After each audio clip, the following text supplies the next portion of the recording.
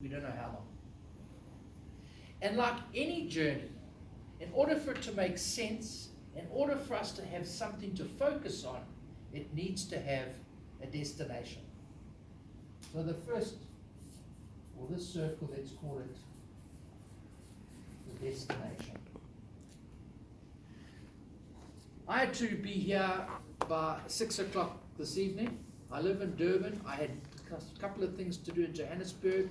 So I planned my day accordingly to be picked up by Caroline at 6 Mellis Road at 4:30.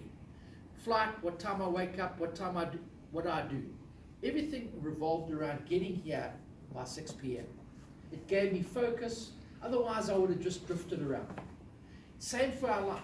We need to have a destination, otherwise we just drift around. So what can potentially be a destination? It might be what we often use. What is our vision for our life? Where do we want it to end? This notion of beginning with the end in mind. It's also often thought about, well, it's maybe the reward that we're seeking. So what is the reward for all of our efforts and everything that we do? When you think of reward, what comes to mind? Something material, something in the pocket. Yeah? All right, hold that thought. Now, I don't know when my life will end. That's the great unknown, isn't it? Mm-hmm. So it can't be time and place. So what could it potentially be? And that's why I reflected on the words that Jim Collins wrote in his book. For in the end, it is impossible to have a great life without it being a meaningful life. So for me, and having considered this for the last 20 years, it's probably a meaningful life that I aspire to have lived, or in fact to live. And the dimensions of that we'll reflect on. In some ways they are the same for all of us, in some ways they may be different. How then do we get to our destination?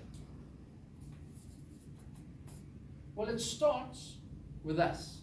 In fact, it kind of ends with us in many ways. And this is where this whole question of self-understanding, self-awareness is so important. Each of us was born with aptitudes, our God-given talents.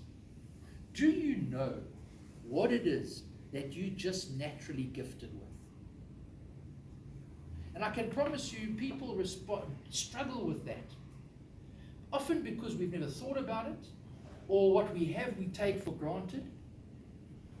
But unless we know what our talents are, the chances of us optimizing them and utilizing them to their fullest extent are quite slim.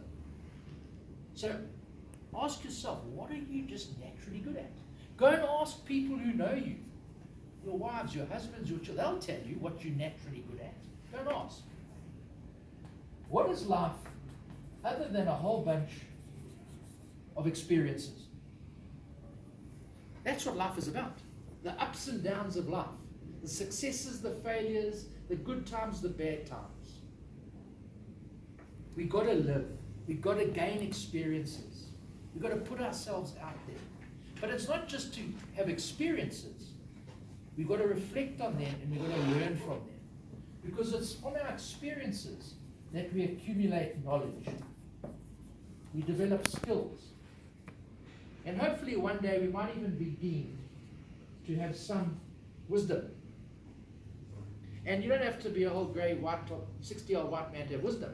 Some of the youngsters have got wisdom because they've lived, and they've reflected, and they've learned.